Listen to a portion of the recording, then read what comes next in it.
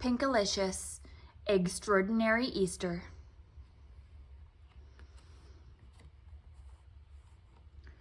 Pinkalicious, Eggstraordinary Easter by Victoria Kann. On Sunday, I hopped out of bed in a hurry. "It's here," I said. "It's Easter today. Edgar must be back from vacation." Peter walked into my room, still half asleep. "Who's Edgar?" he asked. "Who's Edgar?" I said. "Don't you remember my friend Edgar Easter Bunny?" Peter's eyes opened wide. "Are you saying what I think you're saying?" "Yes," I said. "The Easter Bunny is a close personal friend of mine. He said he'd drop by this Easter on his way back from Ecuador." I changed out of my pajamas and ran downstairs. "Come on, Peter," I said, running into the yard. "Edgar likes to leave me letters. There's got to be one around here somewhere." We searched and searched. Mommy and Daddy came out to help us look. I was starting to worry that Edgar had forgotten all about Easter and all about me.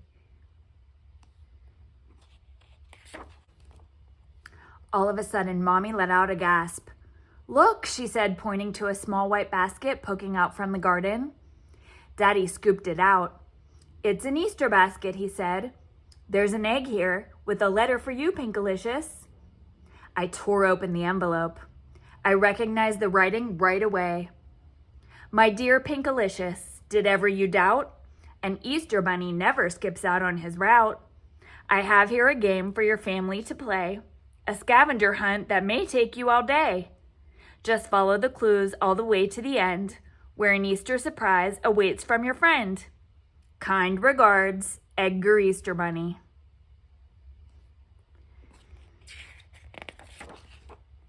"A scavenger hunt? What fun," I said.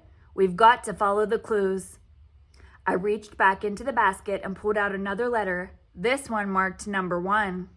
It said, "Number 1. Clue 1 is quite simple, a fine little joke. Just soar like a bird to find your first yolk." "Soar like a bird?" said Peter, confused. "What's that supposed to mean? People don't fly, and neither do bunnies." "It's a riddle," I said. "We have to crack the code. Where do birds go when they're soaring in the sky?" Peter thought for a second.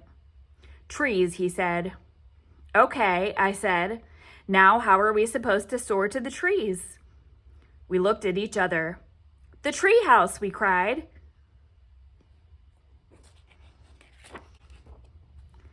Peter and I climbed up to the top of the treehouse. From up here, we felt like birds. We looked out the window and saw a small white basket. We read the clue together. "This is a hard one," I pouted. "There's hardly any information at all. Edgar is being sneaky." Number 2.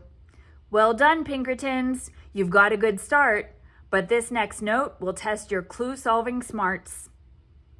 "Maybe Edgar is being clever," said Mommy. "He thinks this clue will test our smarts." "Test our smarts?" said Daddy. "Where will we go to test our smarts?" Peter started jumping up and down. I knew he had the answer. "School!" he shouted. My brother could be annoying, but he was kind of a genius sometimes. We got to school in a hurry. There was only one problem. We didn't know where Edgar would have put the basket.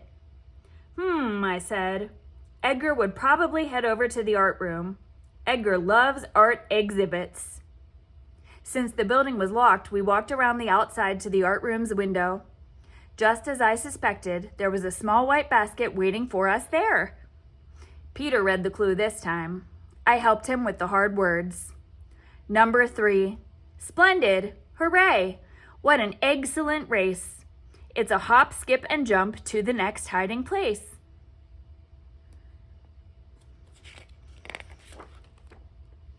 "Edgar is talking about the playground," I said. "That's where we play hopscotch, the Easter Bunny's favorite game." "Let's go," said Mommy. In Edgar's honor, we bunny hopped the whole way there.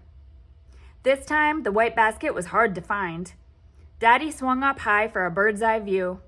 Mommy and I dug through the sandbox. Finally, Peter found the basket. It was under the slide. We gathered around to read the note. I wondered how many of these there were left. Edgar was one hop ahead of me.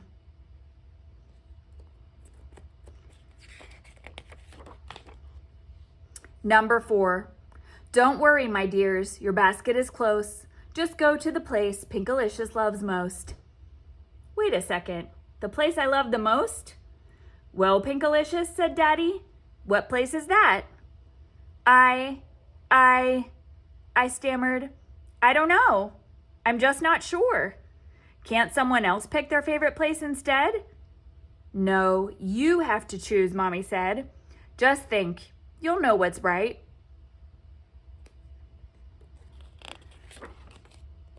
I closed my eyes and used my imagination.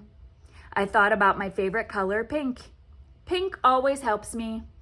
I asked myself what place made me think of that perfect color. I started picturing lollipops, jelly beans, gumdrops, and strawberry ice cream. I've got it, I said. Mr. Swizzle's ice cream shop. There's no place pinker in the whole wide world.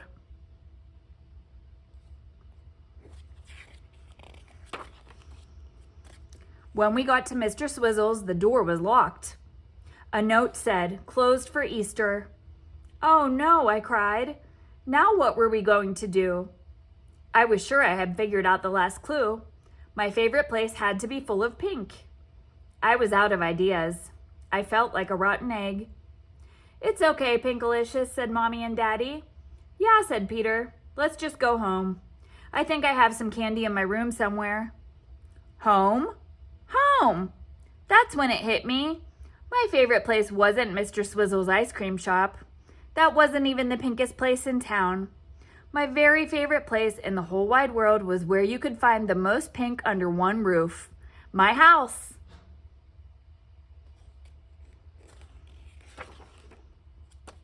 We walked all the way home as fast as we could. On the front doorstep was a small white basket with a pink envelope inside. I opened the envelope and read the note out loud. You've done it. Yippee! You've won the grand prize. I wish I could see you with my own bunny eyes. But away I must go to spread some more fun. The Easter Bunny's job is never quite done. An Eggstraordinary day this has been, you'll agree? Have an excellent Easter. Love, Edgar. That's me.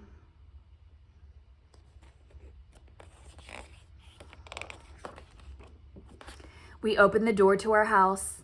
Inside was the most extravagant Easter basket I had ever seen, filled with chocolate eggs and jelly beans. It was the most pinkatastic prize in the world. Too bad I couldn't eat it right then. I was exhausted.